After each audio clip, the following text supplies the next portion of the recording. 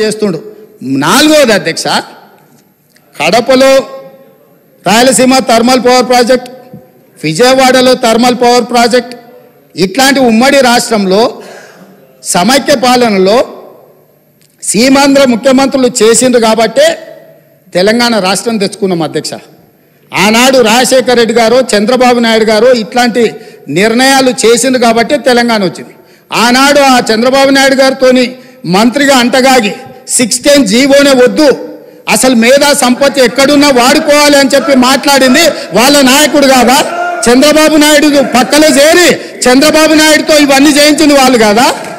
రాజశేఖర రెడ్డి గారు ప్రభుత్వంలో ఇప్పుడు లేచి ఎగురుతున్నాయన వార్డు మెంబర్ కాకపోయినా ఆ రాజశేఖర రెడ్డి గారే కదా మంత్రి చేసింది నిన్ను.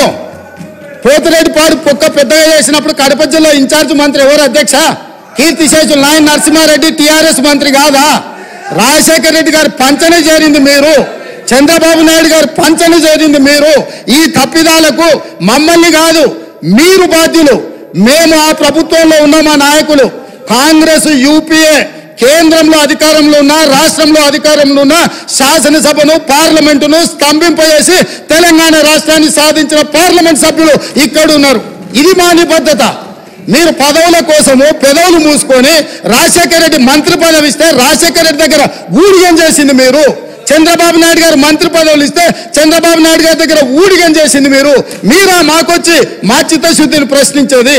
తెలంగాణ బిల్లు వచ్చినప్పుడు ఆ ముందలి సీట్లో చంద్రబాబు నాయుడు గారు కూర్చున్నప్పుడు ఇప్పుడు ఆ మాగంటి గోపి కూర్చున్న అక్కడనే నిలబడ్డ అధ్యక్ష. నేను 53 నిమిషాలు తెలంగాణ రాష్ట్రం ఎందుకు కావాలి, సమైక్య రాష్ట్రంలో ఉమ్మడి పరిపాలనలో జరిగిన అన్యాయం మీద నిటారుగా నిలబడి అక్కడి నుంచి నేను మాట్లాడిన అధ్యక్ష. పునర్విభజన చట్టం వచ్చినప్పుడు ఆయన పక్కలో కూర్చుని ఆయన ఏడున్నాడు, ఆయన మాట్లాడింది కదా, తీయండి ఏం మాట్లాడిండు.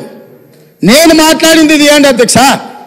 తెలుగుదేశంలో ఉన్న నేను తెలంగాణకు జరిగిన అన్యాయం మీద, ఎడారిగా మారి వలసలు పోతున్న పాలమూరు కష్టాల మీద, తట్ట పని, పార పని, మట్టి పని మీద నేను మాట్లాడిన అధ్యక్ష. వీళ్ళు మాట్లాడలే. నేను ఇవాళ సూటిగా సవాల్ విసురుతున్న అధ్యక్ష. ఇవాళ మీ ఎదురుగా పార్లమెంట్లో రికార్డులు తీయండి. పాలమూరులో ఊరు లేకపోయినా, పార్లమెంటులో నోరు తెరవకపోయినా ఇవాళ తెలంగాణ తెచ్చినానికి కేసీఆర్ గొప్పలు చెప్పుకుంటున్నాడు. నేను ఈ ఉమ్మడి రాష్ట్రంలో, ఉమ్మడి ఆంధ్రప్రదేశ్ శాసనసభలో నేను ఎంత మాట్లాడిన తెలంగాణ మీద, సేమ్ సమయంలో పార్లమెంట్లో చంద్రశేఖరరావు నోరన్న దర్శిలో రికార్డు తీయండి అధ్యక్ష. ఎవరో చేస్తే, ఎవరో త్యాగం చేస్తే ఆ త్యాగాల పునాదుల మీద, ఆత్మ బలిదానాలు చేసుకున్న శవాల మీద అధికారంలోకి వచ్చిన వీళ్ళు ఈరోజు మమ్మల్ని అధ్యక్ష తప్పులు పట్టేది.